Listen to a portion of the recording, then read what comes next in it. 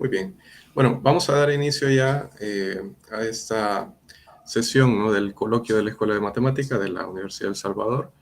Este día, pues, tenemos el agrado de tener al doctor Benjamín Aciel García Hernández, postdoc con CONACYT en el Centro de Ciencias Matemáticas, Universidad Nacional Autónoma de México, Campus Morelia, México. Él nos va a hablar sobre el problema de isomorfismo de anillos de representaciones. Entonces, bueno, sin más preámbulo, por favor, doctor García, puede comenzar. Bien, pues antes que nada, muy buenos días a todos los que se van uniendo apenas. Y muchas gracias a los organizadores por considerarme para participar en el coloquio. Estoy muy alegre, estoy muy emocionado. Y bien, el problema del que les voy a hablar es un problema bastante sencillo de plantear, pero muy importante en el área de teoría de representaciones de grupos finitos, sobre todo. Y es que cuando uno le asocia un anillo de representaciones de cierto tipo a un anillo, es natural preguntarse, si tengo dos grupos que tienen anillos de representaciones isomorfos, ¿será que mis grupos son isomorfos? Este problema ha sido ampliamente estudiado para muchos anillos de representaciones y quisiera empezar pues ilustrándolo con un ejemplo, con el caso del anillo de caracteres, del que espero pues muchos de ustedes estén familiarizados con este objeto. Y bien, recordamos rápidamente lo que es. Mucho de esto uno lo ve en un primer curso de teoría de representaciones. Recordamos que una representación lineal compleja, dado un grupo finito G, una representación lineal compleja de G, es un espacio vectorial complejo B de dimensión finita con un morfismo de grupos ρ de G en el grupo general lineal de B, o que es lo mismo una acción izquierda por transformaciones lineales. Y el carácter de esta representación es la siguiente función, que denotamos chi de B, que envía AG a la traza del automorfismo ρ de B. Bien, entonces esta es una función que toma valores en los números complejos. Y algunas propiedades importantes de los caracteres es que, primero, que son constantes sobre clases de conjugación de elementos de G. Segundo es que dos representaciones tienen el mismo carácter si y solo si las representaciones son isomorfas y entonces los caracteres me distinguen clases de isomorfismo. Lo segundo, bueno, no lo mencioné, pero dadas dos representaciones lineales, nosotros podemos considerar la acción del grupo en la suma directa, componente a componente, o sumando a sumando más bien, y también actúa en el producto tensorial, donde se extiende por linealidad. Y en estas representaciones, el carácter de la suma directa corresponde a la suma de los caracteres como funciones, y el carácter del producto tensorial sobre el campo corresponde al producto de los caracteres como funciones también. Es decir, evaluamos y multiplicamos. Y el carácter de la representación trivial, es decir, el campo con la acción trivial de G, este tiene nombre, se llama el carácter principal de G, es la función constante 1. Entonces, si se dan cuenta, el conjunto de caracteres de representaciones de G se comporta como un semianillo, ¿no? Podemos sumarlos y obtenemos un carácter nuevamente, podemos multiplicarlos, hay un 1 y por supuesto el carácter del módulo 0, de la representación sobre 0, se comporta como el 0, es de hecho la función constante 0. Entonces definimos el anillo de caracteres complejos de G, o también conocido como el anillo de representaciones lineales complejas, como el subconjunto del conjunto de funciones de clase de G, dado por las diferencias de caracteres de representaciones. A una diferencia de este tipo se le conoce como un carácter virtual, de G, y bueno, este conjunto de funciones forman un subanillo de este conjunto, que es un álgebra, es una C-álgebra, Y bien, pues como les decía, podemos preguntarnos si a los dos grupos que tienen el mismo anillo de caracteres, los grupos son isomorfos, y bueno, la respuesta es no. Y para eso necesitamos recordar qué es la tabla de caracteres. Primero, un carácter irreducible es el carácter de una representación irreducible, es decir, nosotros podemos pensar en B como un CG módulo por extensión lineal de la acción de G al álgebra de grupo, y si como tal nuestro espacio B es, bueno, nuestro CG módulo B es simple o irreducible, entonces nuestra representación es irreducible.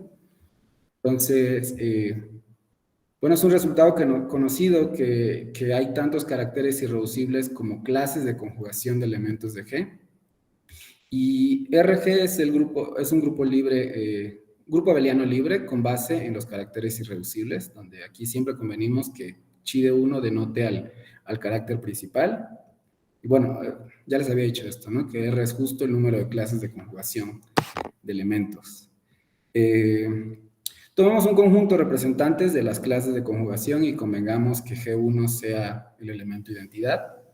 Entonces, definimos la tabla de caracteres de G como la matriz, donde la entrada bueno, las columnas están indizadas por estos representantes de las clases de conjugación y los renglones por los caracteres irreducibles, y la entrada IJ es el carácter iésimo evaluado en el elemento GJ.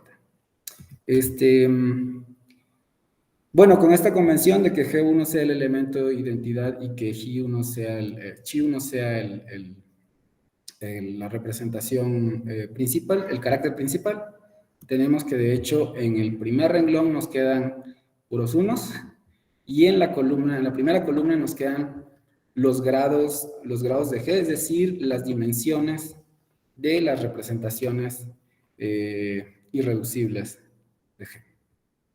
Bien, este invariante de G ha sido muy estudiado. Pues es sabido que aquí uno puede conocer los subgrupos normales de G, puede uno deducir una serie de composición, podemos saber si nuestro grupo es simple, y uno no necesita conocer todos los caracteres ni todas las representaciones usando las propiedades las relaciones de ortogonalidad de filas y columnas. Uno puede completar la tabla con información parcial, por ejemplo, usando que los grados al cuadrado suman el orden del grupo. Entonces, pues se dice que, por ejemplo, la clasificación de los grupos finitos simples no sería posible si no hubiera esta herramienta, bueno, no como se le conoce ahora. Y bien, aquí tenemos, ok. Bien, RG es un anillo conmutativo con 1, y entonces podemos considerar sus especies. Para un anillo conmutativo A, a los números. En el caso de nuestro anillo de representaciones, de nuestro anillo de caracteres, las especies están dadas por las evaluaciones en elementos. Concretamente, si tomamos un elemento G en el grupo, la evaluación en G envía a un carácter a su evaluación en G. Vaya, suena redundante. Y tenemos que dos de estas funciones, estos son morfismos de anillos, y dos de estos morfismos son iguales si solo si los elementos que tomemos aquí son conjugados. Entonces, hay tantas especies como clases de conjugación de elementos de G, como caracteres irreducibles. Entonces, el producto de estas especies nos va a determinar un homomorfismo inyectivo, que denotamos phi de G, ups, aquí me faltó, era R de G, no R. En C a la R, ¿no? C a la R visto como un álgebra básica, un producto de copias de los complejos, y donde aquí pues, podemos tomar este conjunto de representantes que tomamos antes, y en ese caso, pues la imagen de phi de G es precisamente el subgrupo abeliano generado por los renglones de la matriz de la tabla de caracteres. Y esto que generan, pues bueno, es como su anillo, ¿no? Porque mencionamos que phi es un morfismo, es una inyección de anillos. es el producto de morfismos de anillos. Bien, entonces, pues vamos a considerar los siguientes grupos. El grupo de cuaternios, que tiene a más y menos 1 y 3 unidades imaginarias I, J y K que no conmutan entre sí, y sus inversos. Este grupo es un grupo de orden 8. Y consideremos también el grupo diédrico de orden 8, que denotamos de 8.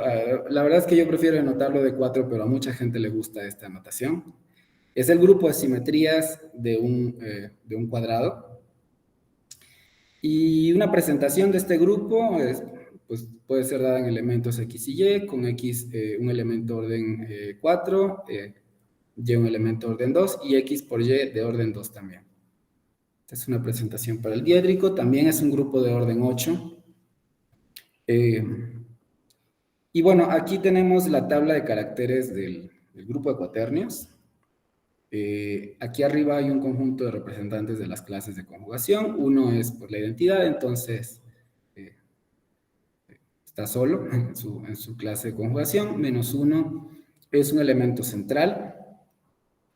Entonces también representa su propia clase de conjugación. I es conjugado a -I, J es conjugado a -J y K es conjugado a -K. Entonces hay 5 clases de conjugación de elementos en Q8 y por lo tanto hay 5 representaciones irreducibles, 5 caracteres irreducibles, que aquí los caracterizamos mediante su kernel a los lineales, a los de grado 1. Estos son sus valores y bueno, usando que la suma de los cuadrados de los grados nos debe dar el orden del grupo, debe dar 8, entonces tenemos que debe haber una representación de dimensión 2 y usando la ortogonalidad por columnas podemos completar esta tabla. Es un ejercicio clásico de teoría de representaciones y de la misma manera para D8, bueno, podemos tomar estos representantes EX cuadrada, XY y XY es un ejercicio sencillo, donde aquí X cuadrada es central también. Y tenemos 4 representaciones de grado 1, la representación trivial y estas otras representaciones determinadas por su kernel. Son estos subgrupos de aquí. Y bueno, nuevamente, pues debemos tener una representación de grado 2 y usando las relaciones de ortogonalidad completamos la tabla. Y lo que observamos es que ambas tablas son iguales, tienen los mismos valores. Y bueno, como habíamos dicho, pues los renglones de estas tablas generan las imágenes de phi de Q8 y phi de D8 en C a la 5. Estos morfismos phi son inyectivos, entonces podemos concluir que estos anillos de representaciones de caracteres son isomorfos, como anillos, pero Q8 y D8 no son isomorfos, y de hecho esto no es difícil de ver. En Q8 todos los subgrupos son normales, mientras que aquí lo generado por Y no es normal. Otra manera de verlo es que Q8 tiene un único elemento de orden 2, mientras en D8 está X al cuadrado y Y, que no son iguales. Bien. Entonces, una definición. Vamos a decir que dos grupos finitos G y H tienen tablas de caracteres isomorfas y tienen el mismo número R de clases de conjugación de elementos y sus conjuntos respectivos de representantes G1 hasta GR y H1 hasta HR y sus caracteres irreducibles respectivos que notamos de esta manera. Se pueden ordenar de tal manera que las tablas de caracteres correspondientes nos queden iguales. Ok, no mencioné que la tabla de caracteres en general no es única, ¿verdad? Depende de la manera en que nosotros ordenemos los conjuntos de representantes de las clases de conjugación y los caracteres irreducibles. Pero bien, cualquier otra se obtiene permutando renglones y columnas.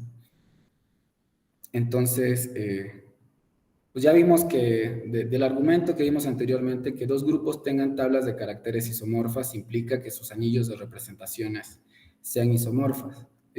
Y esto ha sido muy estudiado en teoría de caracteres.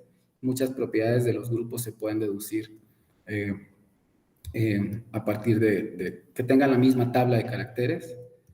Entonces, bueno, aquí ponemos tablas de caracteres isomorfas, implica isomorfismo de anillos de caracteres, pero en general que dos anillos de caracteres sean isomorfos no implica que los grupos lo sean. Bien, entonces esto es un primer ejemplo del problema del isomorfismo que ahora enuncio de manera más precisa.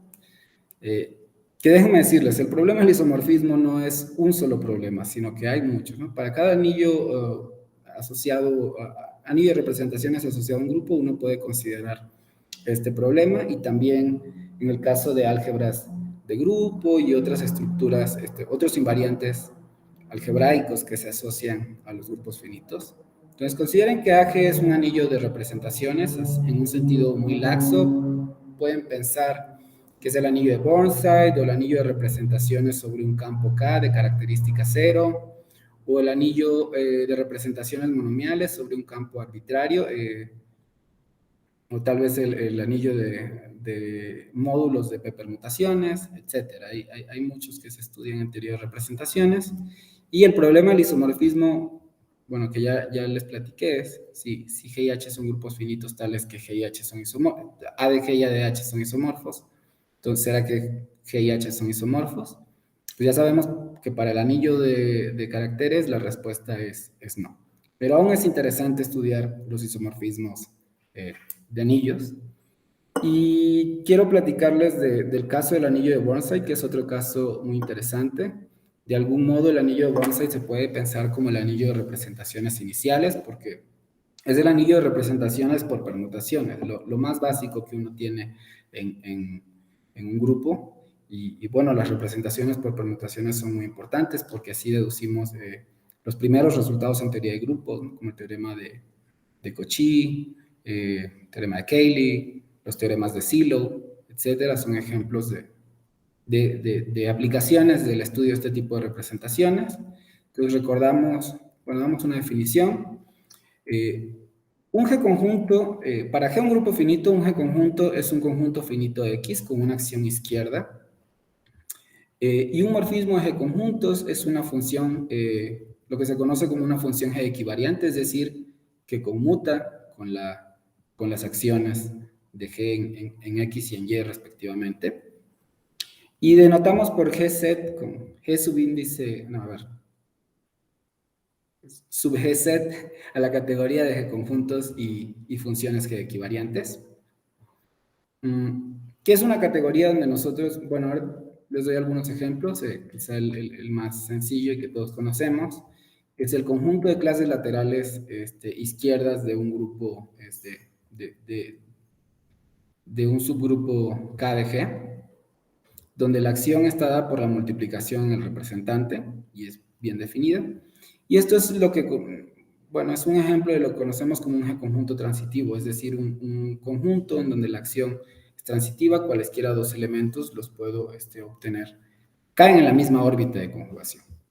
Y una propiedad importante de estos G conjuntos particulares es que dos de ellos, GK y GL, son isomorfos y solo si K y L son G conjugados. Bueno, esto aparecía en la notación, pero esto significa, igual subíndice G significa que hay un elemento en el grupo de tal manera que L es GK, G inversa, ¿no? Es K conjugado por G. Bien, otros ejemplos es que si tomamos X y Y G conjuntos, entonces su unión disjunta es un G conjunto con la acción en cada componente.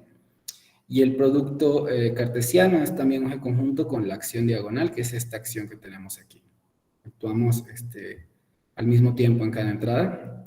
Hacemos actuar cada elemento al mismo tiempo en cada entrada.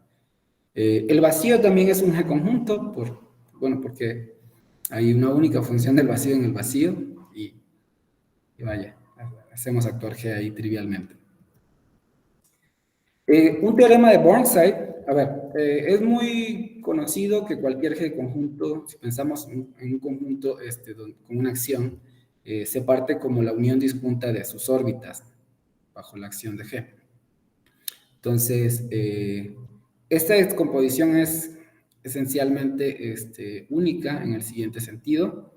El teorema de Burnside nos dice que si X es un G conjunto, existen enteros no negativos únicos, NK, para K en un conjunto. Ok, tampoco dije que era esta notación, estaba en la notación al principio de mis slides.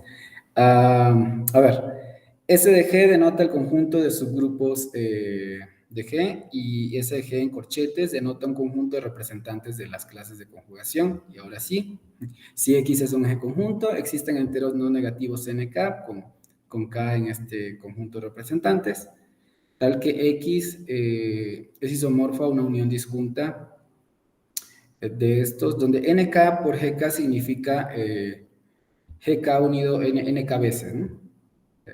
GK aparece N veces, y justo por la observación que hicimos en el punto 1 es que estos GK no isomorfos, no son isomorfos, porque no son conjugados. Bien.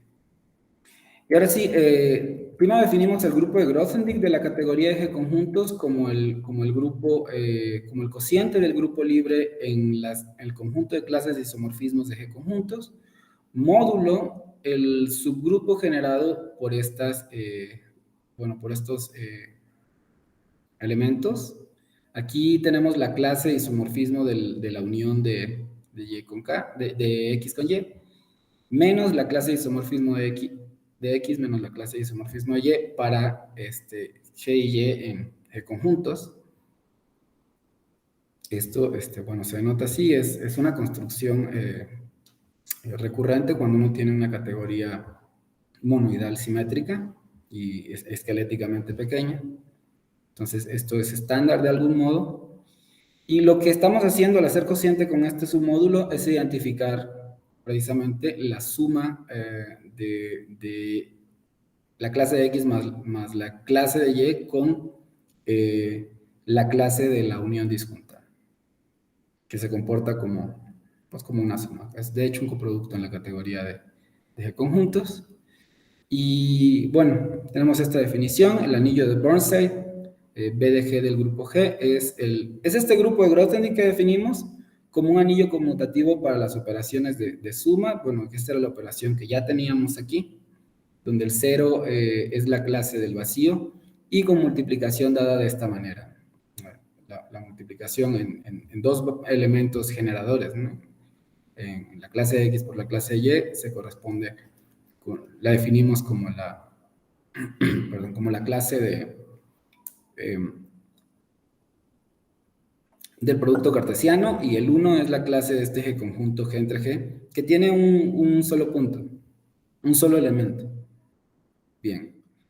Algunas propiedades del anillo de Burnside es que es un grupo abeliano libre, y de hecho por el teorema de Burnside tenemos que las clases de isomorfismo de los G conjuntos transitivos forman una base para B de G, donde, ya sabemos que dos de estos se identifican solo si K y L son conjugados, y el rango de este anillo, como grupo libre, es el número de clases de conjugación de subgrupos G. Bien. Y bueno, este anillo aquí, de hecho lo hicimos notar en la definición, es un anillo conmutativo. Pues sí, ¿no? O sea, porque el producto cartesiano, X por Y es igual es isomorfo a Y por X, pero también como hay conjuntos con la acción diagonal. Entonces podemos considerar las especies del anillo de Burnside, que en este caso vienen dadas por las marcas. Concretamente, si K es un subgrupo de G, la marca Késima de B de G en C es dada en generadores.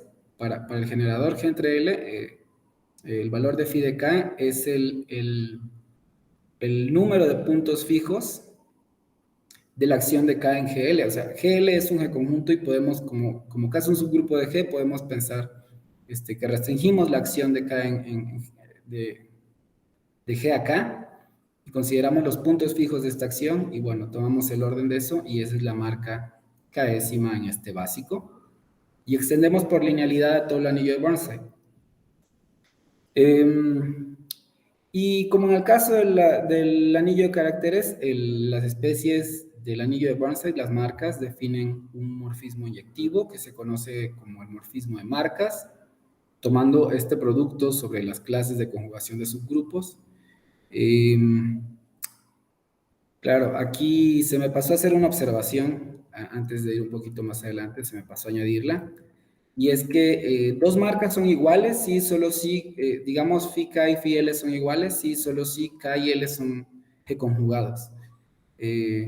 Como el caso de, similar al caso de las marcas del anillo de caracteres, y entonces ahora sí podemos considerar este conjunto, un conjunto de representantes de las clases de conjugación de subgrupos de G. Esto cubre todas las marcas y el producto de estas marcas determina un morfismo inyectivo de BG en este producto de copias de los enteros. Hay que anotar aquí que las marcas toman valores enteros, ¿verdad? Toman este valor. Puede ser 0 o un número positivo en los básicos y si como extendemos linealmente a B, pues en general phi de K de un elemento del anillo de Burnside es un valor entero. Entonces, pues más que considerarlo en los complejos, los consideramos con morfismos a los enteros. Y en el sentido es que podemos decir que este anillo, a ver, que la imagen de phi de G cae en este producto de copias de Z. Y a este de aquí se le conoce como el anillo fantasma. No estoy seguro por qué. Pero bueno, dado un orden total en este conjunto de representantes de los subgrupos, si T es el número es el orden de este conjunto, definimos la matriz de marcas de G como la siguiente matriz, donde en la entrada IJ tenemos el carácter, tenemos la marca KIésima evaluada en el básico G sobre KJ. Ahora, si nosotros pedimos que el orden total que dimos aquí respete también los órdenes de los subgrupos, es decir, si KI es menor que KJ, entonces el orden de KI es menor o igual que el orden de KJ, la matriz nos queda de la siguiente forma. Nos queda una matriz triangular superior, donde en el primer renglón tenemos los índices de los subgrupos y, por supuesto, pues el grupo de orden más pequeño tiene orden 1 y es el subgrupo de orden más pequeño tiene orden 1 y es el subgrupo trivial. Entonces nos queda en la primera columna. Y aquí nos quedan los índices en el primer renglón. Y en la diagonal nos quedan lo que se conoce como los números de Weyl, que son el índice de un subgrupo en su normalizador en G. En particular, esta matriz es no singular, porque en la diagonal es triangular superior y en la diagonal hay elementos, entradas no cero. Bien, y pues esta matriz también ha sido muy estudiada. Una observación es que phi de G, la imagen de phi de G de nuestro morfismo de marcas es lo generado por las columnas de MG. Si se dan cuenta, pues aquí nos quedan exactamente las imágenes de los básicos, ¿no? en este anillo. Entonces, pues la imagen de este anillo es lo generado por las columnas dentro de este anillo, que es de hecho el anillo fantasma que hace rato denoté como B tilde G. Y bien, vamos a decir que dos grupos finitos G y H tienen tablas de marcas isomorfas si hay una biyección entre conjuntos de representantes dados, de tal manera que las matrices de marcas nos queden iguales.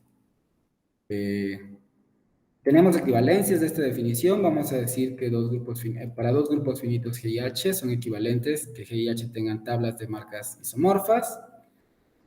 Que haya un isomorfismo de marcas, es decir, un isomorfismo de anillos de BG a BH, tal que para todo subgrupo de G. La imagen de este básico es un básico en el otro anillo, ¿no? En BH. Así es, de la forma H entre L para algún L subgrupo de H. Y esta otra que me parece bastante natural, que existan matrices de permutación P1 y P2, tales que P1 por MG es igual a MH por por P2, ¿no? Para matrices del tamaño adecuado.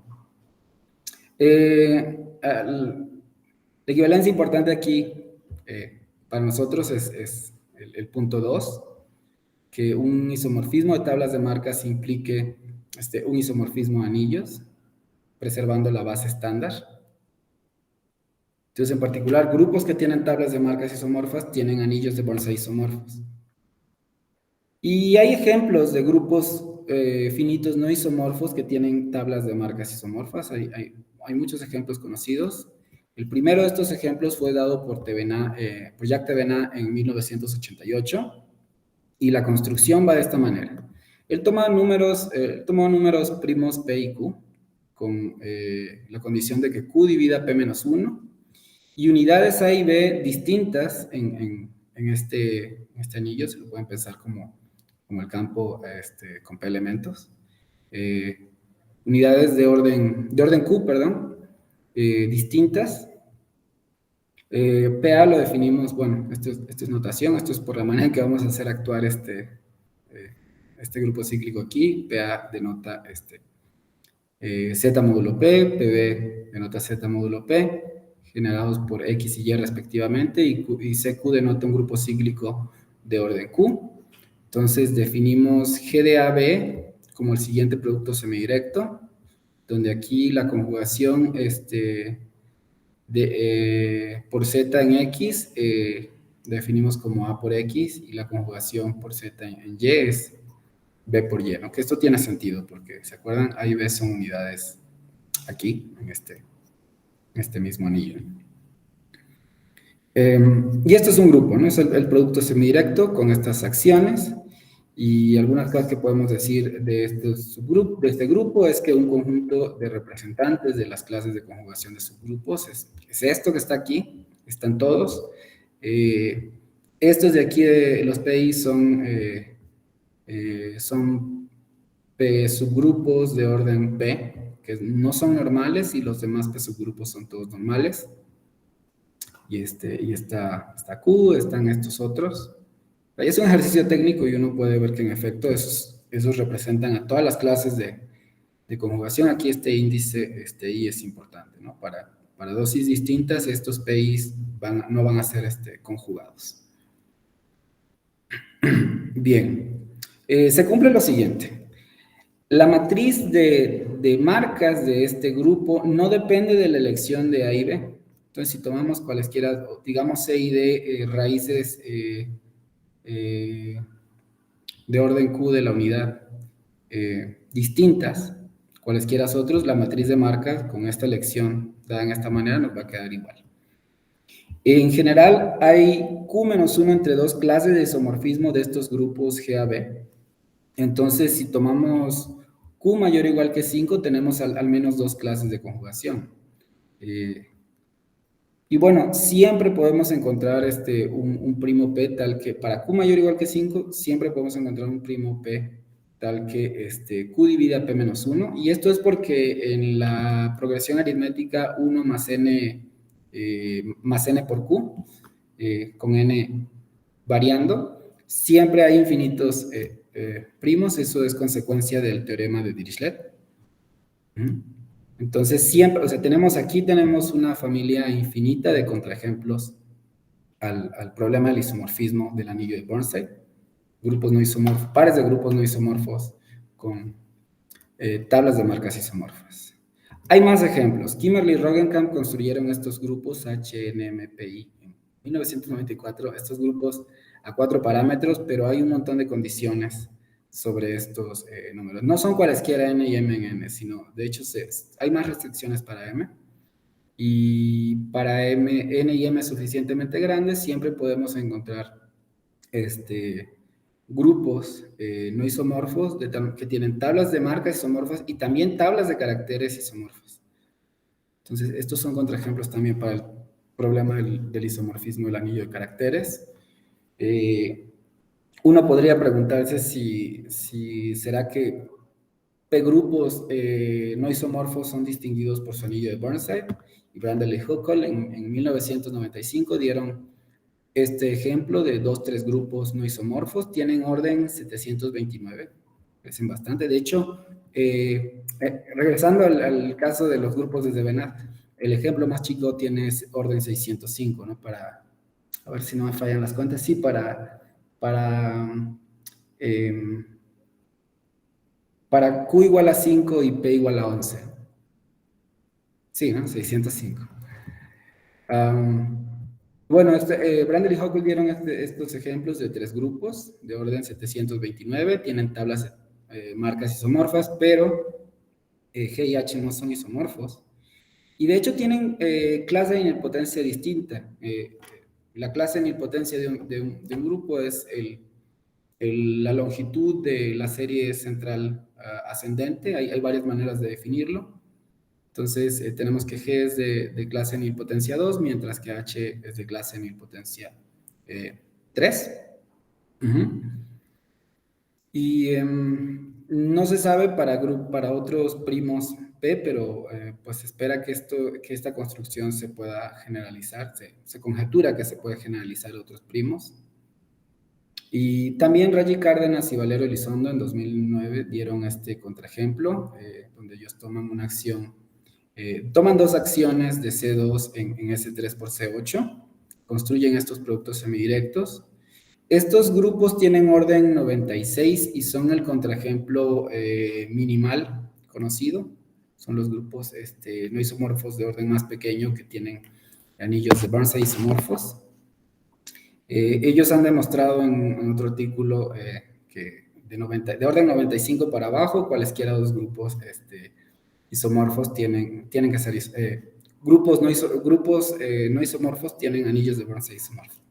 Entonces, bueno, ahí hay contraejemplos. Hay más contraejemplos en la literatura, pero hasta donde tengo entendido a la fecha, todos los contraejemplos conocidos vienen dados de esta manera, por isomorfismos de tablas de marcas.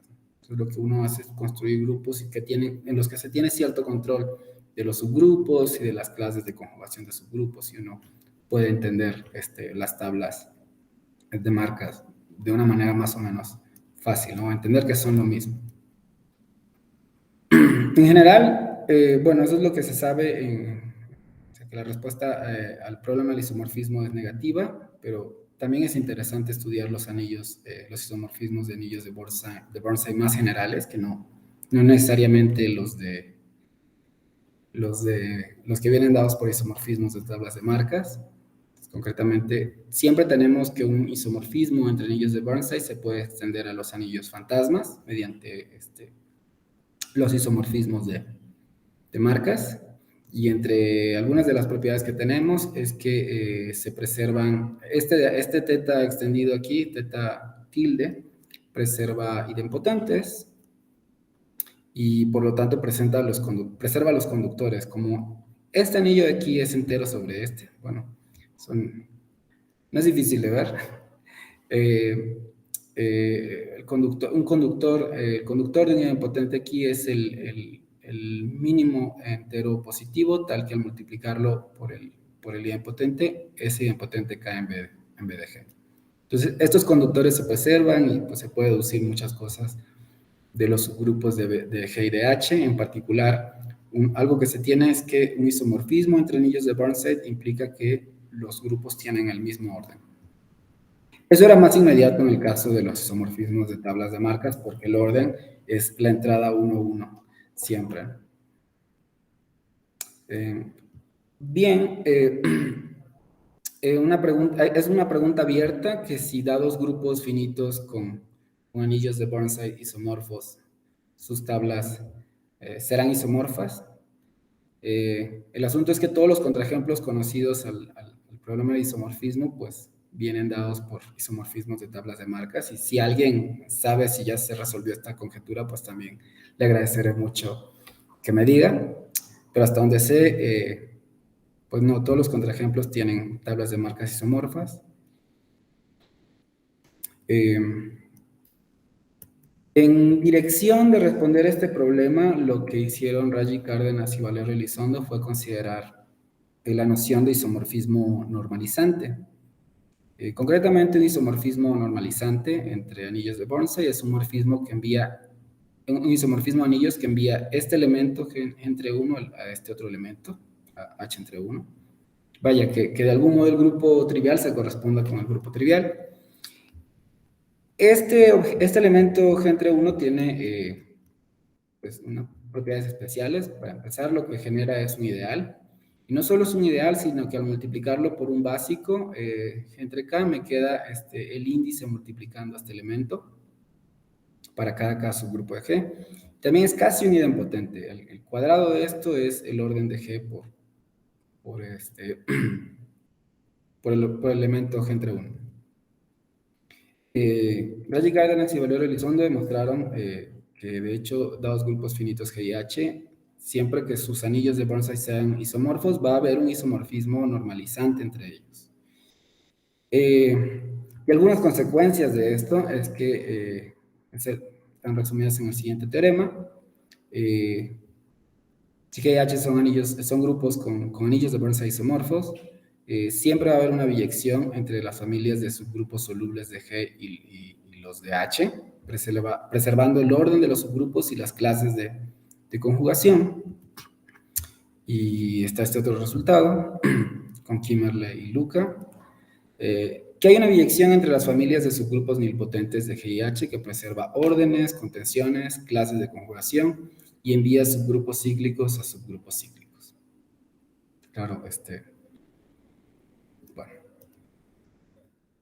En el caso de grupos, si nosotros restringimos la atención a los grupos abelianos y hamiltonianos, les recuerdo rápidamente, un grupo finito no abeliano se dice hamiltoniano si todos sus subgrupos son normales. Este es el caso, por ejemplo, del grupo de cuaternios, donde todos los subgrupos son normales. Y tenemos el siguiente resultado de Raji Cárdenas y Vallejo, que dice que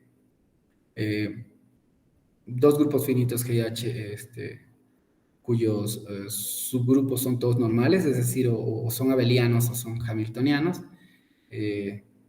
van a tener que sus anillos de Bonsai son isomorfos y solo si los grupos G y H son isomorfos. Bien, hay un refinamiento de este teorema que dieron posteriormente, es que basta pedir que uno de los grupos G o H sea abeliano o hamiltoniano. Y bueno, esto se muestra usando la parte 1 del teorema 9. Suponiendo que G es abeliano o hamiltoniano, entonces se muestra que H es abeliano o hamiltoniano, y entonces aplicamos el teorema 10. Entonces vamos a ver la prueba de este resultadito, por demostrar algo hoy. Pues tenemos por el teorema 9 que hay una biyección entre los subgrupos de G y de H que envía clases de subgrupos solubles a clases de subgrupos solubles preservando órbitas. De hecho, creo que lo correcto aquí no era esta biyección así extendida, sino solo entre subgrupos solubles. Disculpa, fue un error. Bueno, como todos los subgrupos de G son solubles, y es que aquí es el punto de que realmente sí tenemos una biyección entre los conjuntos de subgrupos, también lo van a hacer todos los subgrupos de H.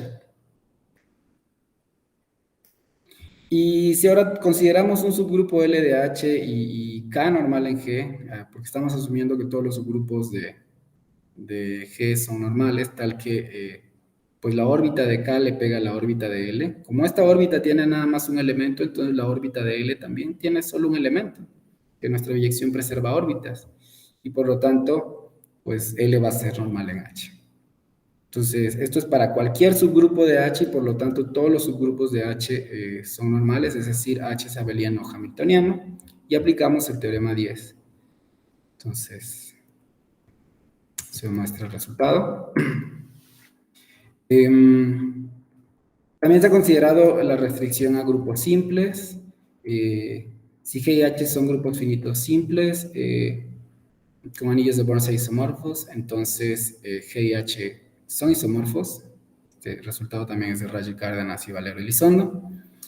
La demostración de este teorema hace uso de la clasificación de los grupos finitos simples. Bueno, yo creo que muy poca gente realmente conoce a profundidad esa prueba, si no es que creo que no queda nadie vivo que la entienda. Pero bueno, uno puede hacer uso de esta clasificación de los grupos finitos simples, y lo que ellos hacen para demostrar este teorema es porque solo hay dos grupos finitos simples, no isomorfos del mismo orden, y luego descartan que sus anillos de Burnside sean isomorfos viendo los rangos de estos anillos, ¿no? Parando los rangos, entonces así se demuestra el teorema 12. Pero si uno asume que uno de los grupos es un simple minimal, eso es un grupo donde todos los subgrupos son solubles. Piensen, por ejemplo, en A5, que bueno, es el grupo simple más no abeliano más pequeño, y por lo tanto todos sus subgrupos son solubles.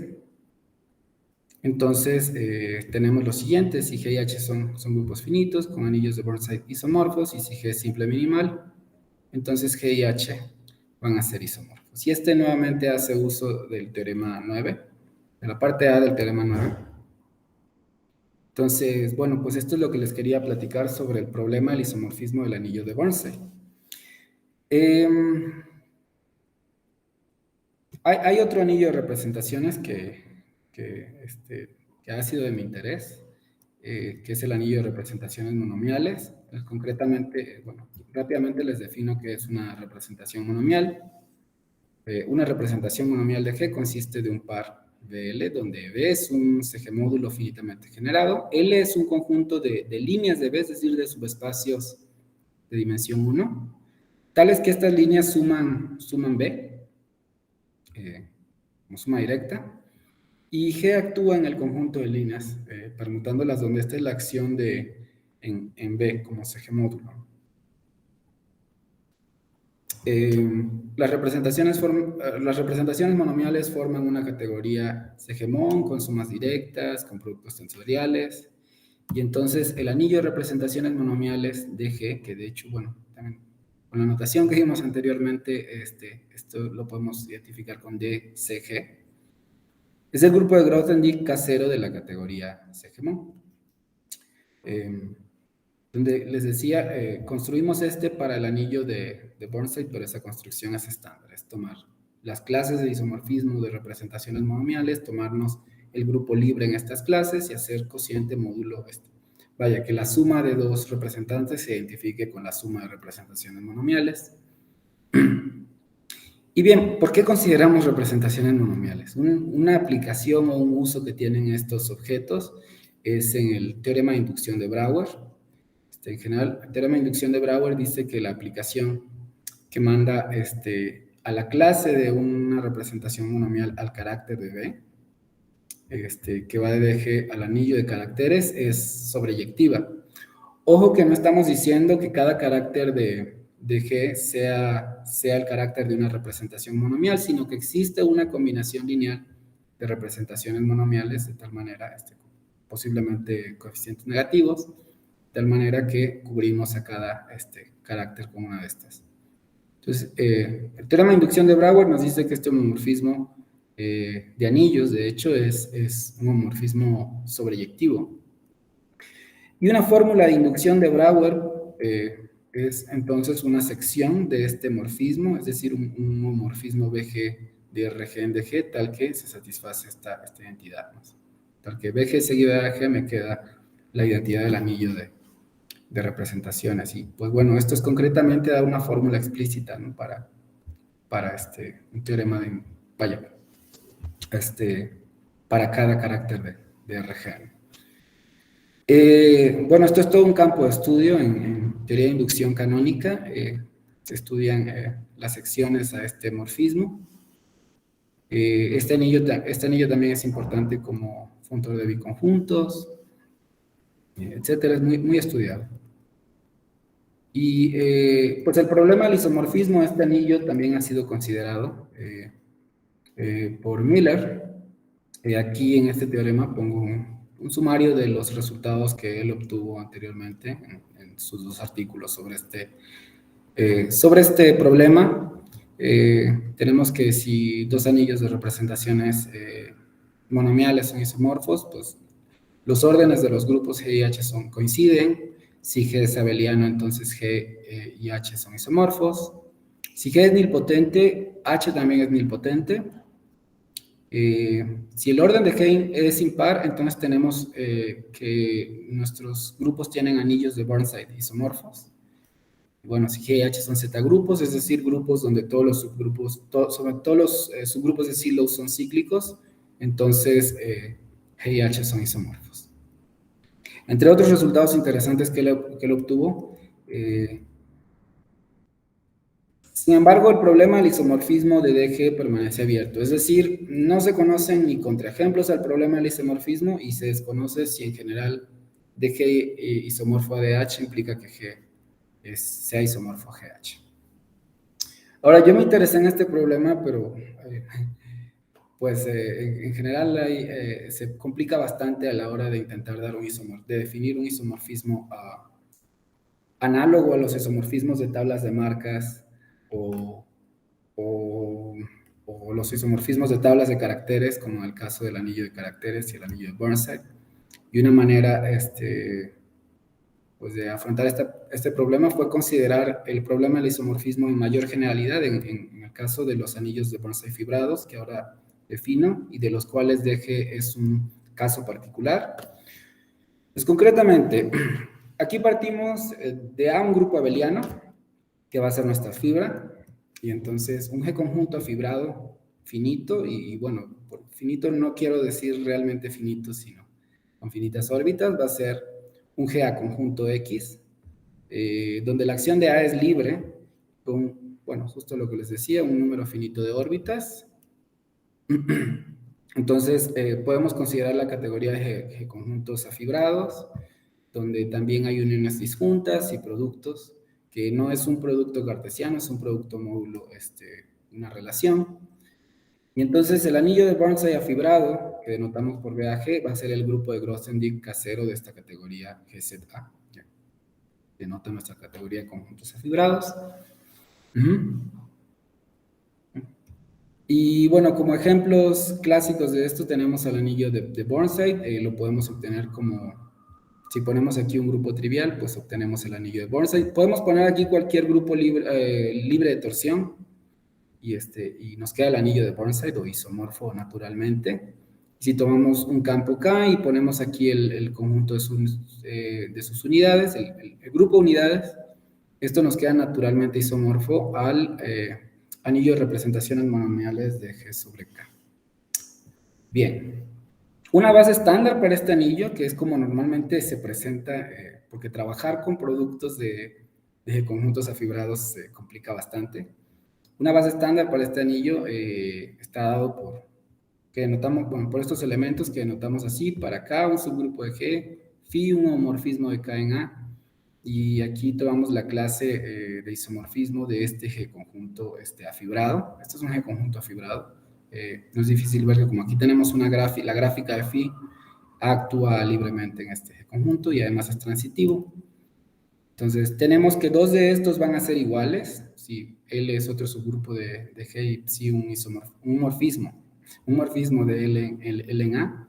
Entonces, vamos a tener que estos dos van a ser iguales si solo si L y K son conjugados y psi y phi son conjugados por el mismo elemento G. Entonces, estos elementos van a conformar una base estándar para BAG. Y con eso tenemos para definir una noción de isomorfismo de especies que de algún modo generaliza la noción de isomorfismos de tablas de marcas e isomorfismos de tablas de caracteres. Entonces, un isomorfismo de anillos de BAG a BAH va a ser un isomorfismo de especies. Si la imagen de cada básico en BAG es un básico en BAH. No cualquier básico, sino estos básicos en la base estándar.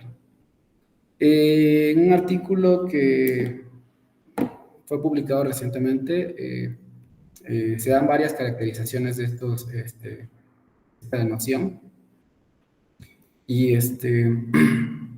bueno, un resultado mío es que si hay un isomorfismo de especies entre BAG y BAH, tenemos que entonces G y H tienen tablas de marcas isomorfas. Y esto nos da una primera pista de dónde buscar contraejemplos al problema del isomorfismo de BAG.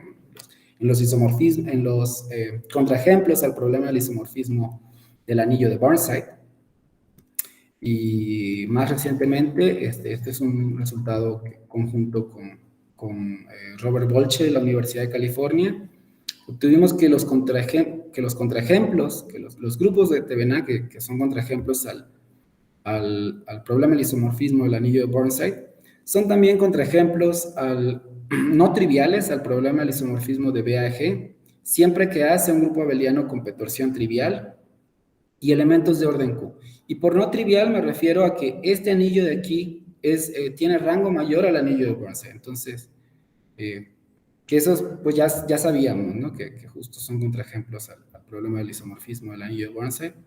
Aunque realmente estos son más grandes con estas condiciones. Una consecuencia de esto que se me pasó a poner aquí es que de hecho esto implica que el problema del isomorfismo, si tomamos un primo P, tal que P menos 1 es divisible por un primo Q mayor o igual que 5, entonces el problema del isomorfismo para el anillo de representaciones monomiales sobre K es pues la respuesta también es negativa. También estos grupos funcionan como contraejemplos.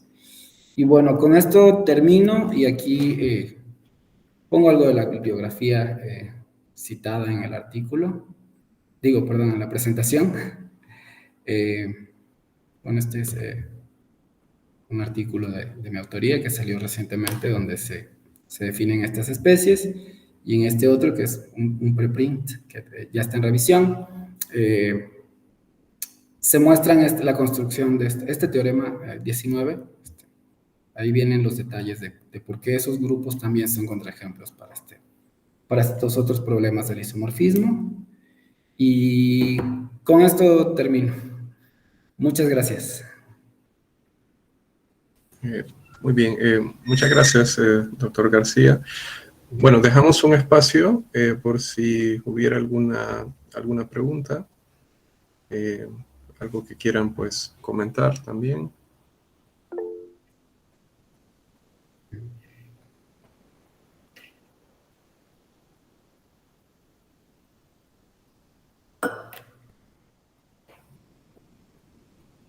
Muy bien. ¿Alguna pregunta que quieran hacerle al expositor?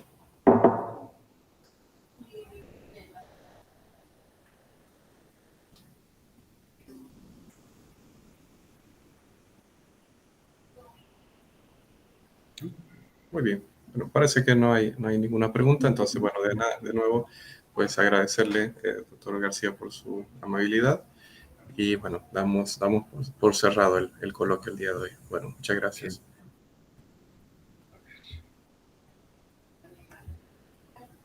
Bien.